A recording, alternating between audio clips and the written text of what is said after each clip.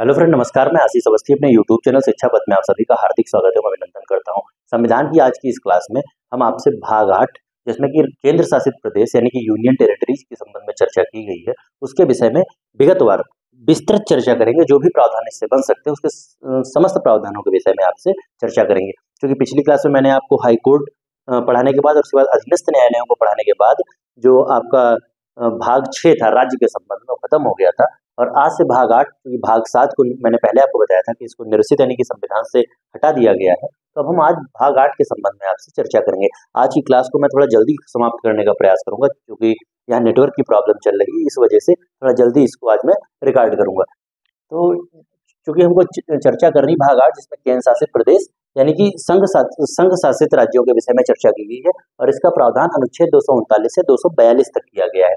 तो अनुच्छेद 239 में क्या कहा गया है कि संघीय क्षेत्रों का प्रशासन, अनुच्छेद 242 में संघीय क्षेत्र यानी कि यूनियन टेरिटरी का प्रशासन के संबंधी प्रावधान अनुच्छेद 239 में किए गए। तो इसके प्रशासन संबंधी जो बेसिक पॉइंट है उसके संबंध में आपको बताता हूँ कि इसका प्रशासन राष्ट्रपति द्वारा संचालित होता है। आपको याद रखना है कि जो आपके केंद्र शासित प्रदेश हैं इनका प्रशासन राष्ट्रपति द्वारा संचालित होता है, जो एक प्रशासक के माध्यम से राष्ट्रपति द्वारा संचालित होता है, जो एक प्रशासक के माध्यम से किया जाता है। सबसे पहली बात आपको याद रखना है कि जो यूनियन टेरिटरीज यानी कि केंद्र शासित राज्य हैं इनका प्रशासन किसके द्वारा संचालित होता है? राष्ट्रपति के द्वारा संचालित होता है। और राष्ट्रपति जो है एक अपने एजेंट के रूप में एक प्रशासक को इन केंद्र शासित राज्यों में नियुक्त करता है और अपने प्रशासन का संचालन करता है। ये बात आपको याद रखनी है। फिर अगर इस प्रशासक के संबंध में मैं आपको बताऊं तो इसका पदनाम क्या होता है? कहीं उपराज्यपाल के रूप में, उपराज्यपाल के रूप में राष्ट्रपति के एजेंट की तरह शासन करता है, और कहीं कहीं प्रशासक के रूप में, और वह भी राष्ट्रपति के एजेंट के रूप में शासन करेगा। तो यदि मैं आपसे बात करूं कि जो पदनाम है तो उपराज्यपाल के संबंध में आपको याद रखना कि जैसे दिल्ली, अंडमान निकोबार, पुडुचेरी, जम्मू कश्मीर और लद्दाख, जो 5 केंद्र शासित प्रदेश है जिसमें दिल्ली, अंडमान निकोबार, पुडुचेरी, जम्मू कश्मीर और लद्दाख, इन 5 केंद्र शासित राज्यों में जो पदनाम होगा प्रशासक का उपराज्यपाल होगा। और उसके अलावा प्रशासक के रूप में चंडीगढ़, दादर एवं नागर हवेली, दमन द्वीप तथा लक्षद्वीप, क्योंकि दादर एवं नागर हवेली और दमन द्वीप का विलय हो चुका तो इसको आप एक में मिला के पढ़िएगा कि चंडीगढ़, दादर एवं नागर हवेली और दमन द्वीप तथा लक्षद्वीप 3 ऐसे केंद्र शासित प्रदेश हैं जिनमें जो आपका राष्ट्रपति का एजेंट होगा उसको प्रशासक कहा जाएगा। और जो शुरुआत के मैंने 5 बताए जिसमें दिल्ली, अंडमान निकोबार, पुडुचेरी, जम्मू कश्मीर और लद्दाख, इसमें जो राष्ट्रपति के एजेंट के रूप में कार्य करेगा उसको क्या कहा जाएगा? उपराज्यपाल यानी कि लेफ्टिनेंट गवर्नर, जिसको एलजी भी कहा जाता है, आपको याद रखना होगा। फिर पड़ोसी राज्य के राज्यपाल को भी राष्ट्रपति प्रशासक के रूप में नियुक्त कर सकता है। ये बात आपको याद रखनी है कि जो पड़ोसी राज्य का राज्यपाल होगा, जैसे कोई केंद्र शासित प्रदेश है वह जिस भी राज्य का पड़ोसी है तो वहां का जो राज्यपाल होगा उसको भी राष्ट्रपति प्रशासक के रूप में नियुक्त कर सकता है। ये बात आपको याद रखनी है। और जैसे जिन आपके केंद्र शासित प्रदेशों में विधायिका है यानी कि वहां पे मुख्यमंत्री बनता है, सरकार बनती है, लेकिन जो आपका ये राज्यपाल होगा या उपराज्यपाल होगा राष्ट्रपति द्वारा, चूंकि राष्ट्रपति के एजेंट के रूप में वह कार्य करेगा तो वह मंत्रिपरिषद के किसी दबाव में नहीं होगा। ये बात आपको याद रखनी है। फिर यूटी के लिए तीनों सूचियों पर कानून संसद बना सकती है। आपको याद रखना है कि केंद्र शासित प्रदेशों के लिए जो तीनों सूचियां होती है, जिसमें मैंने आपको बताया था आपकी संघ सूची, राज्य सूची और समवर्ती सूची, तीनों सूचियों के विषय पे कानून कौन बनाएगा? संसद बनाएगा। लेकिन आपको एक बात याद रखनी है, क्योंकि दिल्ली और पुडुचेरी, वर्तमान में दिल्ली और पुडुचेरी और आगे भी जम्मू कश्मीर भी, यहाँ पे विधानसभा का प्रावधान है, यहाँ पे विधानसभा है, यहाँ पे सरकार बनती है, तो इनको जो आपके दिल्ली और वर्तमान में की अगर मैं बात करूं तो दिल्ली और पुडुचेरी 2 ऐसे केंद्र शासित प्रदेश हैं जो राज्य सूची के विषय पे और समवर्ती सूची के विषय पे कानून बना सकते हैं। लेकिन यदि संसद चाहे तो इनके राज्य सूची के विषयों पर भी वह कानून बना सकती है। ये अधिकार संसद को प्राप्त होगा। वही बात मैंने लिखी है कि दिल्ली व पुडुचेरी में भी आवश्यकता अनुसार अगर संसद को ऐसा लगता है कि दिल्ली व पुडुचेरी में भी जो राज्य के विषय हैं उस पर कानून बनाना संसद के लिए जरूरी है, तो संसद कानून बना सकती है। फिर अनुच्छेद 239 में क्या समझना है? संघीय क्षेत्रों के लिए स्थानीय विधायिका अथवा मंत्रिपरिषद का सृजन। जो आपका यूनियन टेरिटरीज है यानी केंद्र शासित प्रदेश है, इसके लिए स्थानीय विधायिका अथवा मंत्रिपरिषद का सृजन का प्रावधान अनुच्छेद 239 में किया गया है। और इसी के तहत आपके दिल्ली और पुडुचेरी 2 ऐसे केंद्र शासित प्रदेश हैं जहां इनकी स्वयं की विधायिका है, इनका मुख्यमंत्री बनता है, इनका मंत्रिपरिषद है। ये बात आपको याद रखनी चाहिए।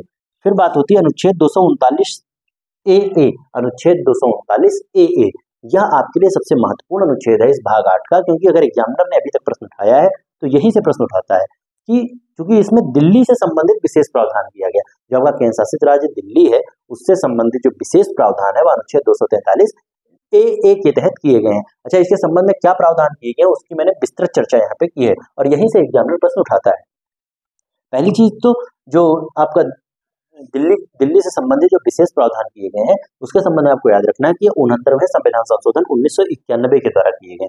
69वां संविधान संशोधन जो कि 1991 में आया था और 1992 से लागू हुआ था, उसी से ये प्रावधान जो दिल्ली को विशेष प्रावधान दिए गए हैं इससे 69वें संविधान संशोधन 1991 के द्वारा दिए गए हैं। और इसमें क्या किया गया है, इसे विशेष प्रावधान प्रदान किए गए हैं और इसे राष्ट्रीय राजधानी क्षेत्र का दर्जा दिया गया है।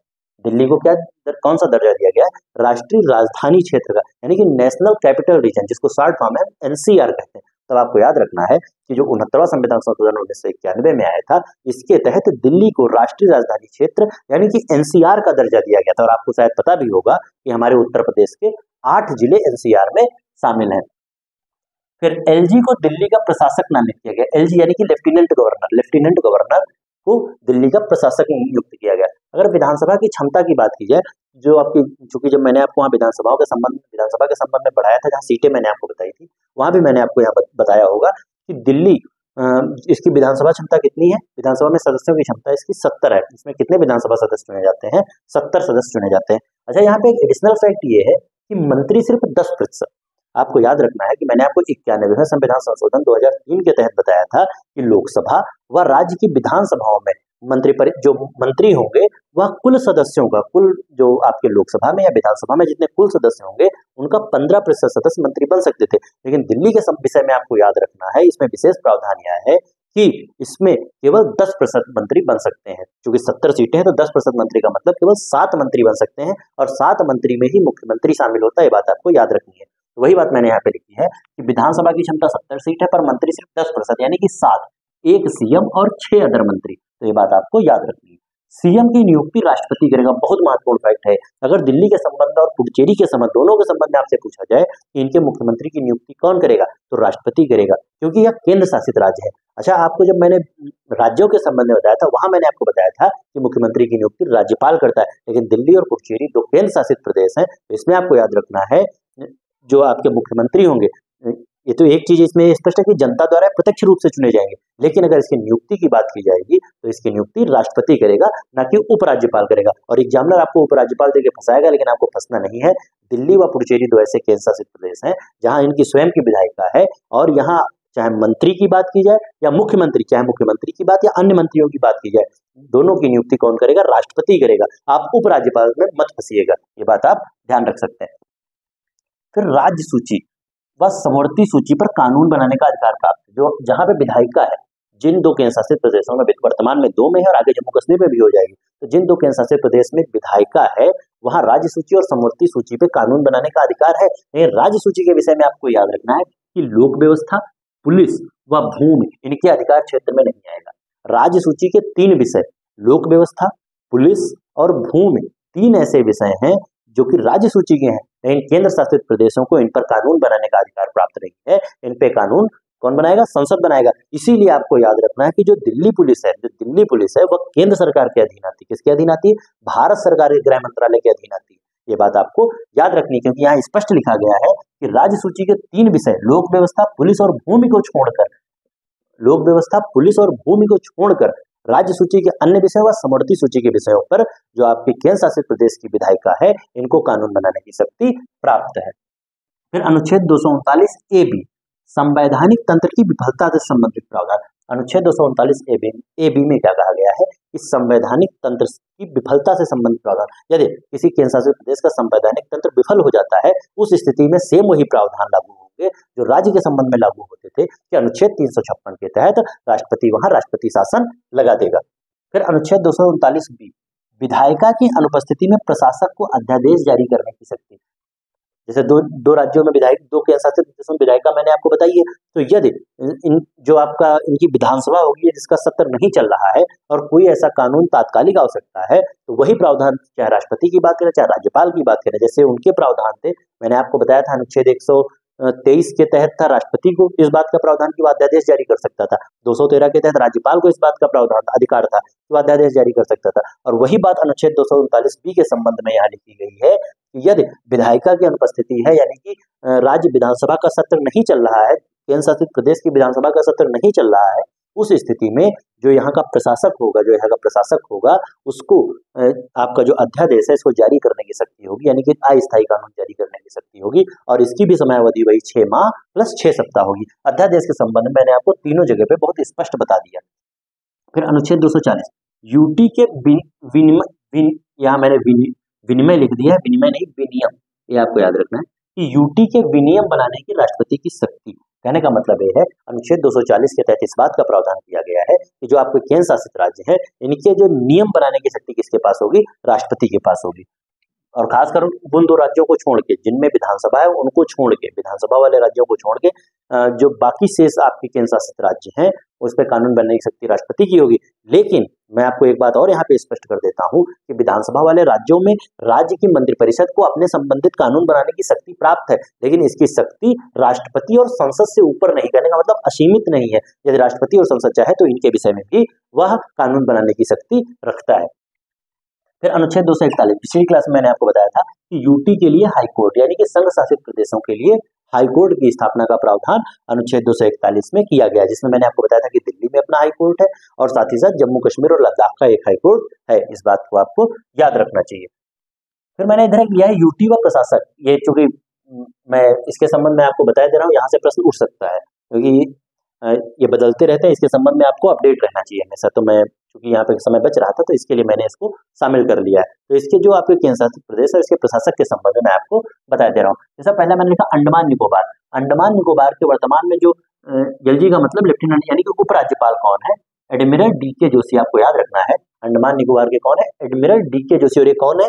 यहाँ के लेफ्टिनेंट गवर्नर है, नहीं उपराज्यपाल। फिर यहाँ पे दूसरा चंडीगढ़, यहाँ बनवारी लाल पुरोहित। चंडीगढ़ के प्रशासक कौन है? अगर आपसे पूछ लिया जाए चंडीगढ़ के प्रशासक कौन है? बनवारी लाल पुरोहित। दादर एवं नागर हवेली व दमन द्वीप। दादर एवं नागर हवेली व दमन द्वीप के प्रशासक है प्रफुल्ल पटेल। दादर एवं नागर हवेली और दमन द्वीप दोनों केंद्र शासित राज्यों का विलय कर दिया गया है, तो इसको एक में मिला के पढ़ना है। और इसके प्रशासक कौन है? प्रफुल्ल पटेल। दिल्ली की बात करें तो दिल्ली में जो कि विधायिका है तो यहाँ के सीएम अरविंद केजरीवाल यानी कि मुख्यमंत्री अरविंद केजरीवाल है। और इसके लेफ्टिनेंट गवर्नर कौन है? विनय कुमार सक्सेना। आपको याद रखना है कि दिल्ली के लेफ्टिनेंट गवर्नर कौन है? विनय कुमार सक्सेना। और इसके सीएम कौन है? अरविंद केजरीवाल। फिर जम्मू कश्मीर। जम्मू कश्मीर के लेफ्टिनेंट गवर्नर है मनोज सिन्हा। जम्मू कश्मीर के लेफ्टिनेंट गवर्नर कौन है? मनोज सिन्हा। आपको याद रखना। लक्षद्वीप बहुत ही चर्चा का विषय, जब से मोदी जी यहाँ गए हैं तब से काफी चर्चित ये क्षेत्र बन गया और यहाँ से प्रश्न आपकी परीक्षा में उठ सकता है। जब से मालदीव वाला विवाद हुआ है तब से ये आपके लिए लाइट में है। इसके संबंध में आप बिल्कुल याद रखिएगा कि लक्षद्वीप के प्रशासक कौन है? प्रफुल्ल पटेल। लक्षद्वीप के प्रशासक कौन हो गए? प्रफुल्ल पटेल। और लक्षद्वीप की राजधानी क्या है? कवरत्ती। आपको याद रखना लक्षद्वीप की राजधानी कवरत्ती। यदि मैं यहाँ ऊपर से बात करूँ तो अंडमान निकोबार की राजधानी आपकी पोर्ट ब्लेयर है, चंडीगढ़ की राजधानी चंडीगढ़ है, दादर एवं नागर हवेली दमन द्वीप की राजधानी क्या है? दमन है, और दिल्ली की राजधानी नई दिल्ली होगी। जम्मू कश्मीर की राजधानी श्रीनगर, और जम्मू दोनों है, श्रीनगर और जम्मू दोनों है। ये बात आपको याद रखनी। लक्षद्वीप की मैंने आपको बताई कवरत्ती। पुडुचेरी की राजधानी पुडुचेरी है, और इस पुडुचेरी में चूंकि विधायिका है, पुडुचेरी के संबंध में याद रखना कि इसमें भी विधायिका है, तो इसके सीएम कौन है? एन रंगासामी। आपको याद रखना कांग्रेस के सीएम है एन रंगासामी। और इसके अगर प्रशासक यानी कि लेफ्टिनेंट जनरल की बात, लेफ्टिनेंट गवर्नर की बात की जाए तो कौन है? सीपी राधाकृष्णन। आपको याद रखना कि सीपी राधाकृष्णन पुडुचेरी के उपराज्यपाल है। अच्छा, पुडुचेरी के संबंध में मैंने आपको बताया है कि यहाँ पे विधानसभा सीटें कितनी है? 30। आपको याद रखना है पुडुचेरी में विधानसभा सीटें 30 है, लोकसभा की सीट 1 है और राज्यसभा की भी 1 सीट है। वहीं दिल्ली के संबंध में आपको याद रखना है, चूंकि 2 केंद्र शासित प्रदेश ऐसे हैं जहाँ विधायिका है, तो दिल्ली के संबंध में याद रखना है कि विधानसभा सीट 70 है, लोकसभा सीट 7 है और राज्यसभा सीट 3 है। और पुडुचेरी में 30 विधानसभा सीट है, 1 लोकसभा सीट और 1 राज्यसभा की सीट है। फिर आता है आपका लद्दाख।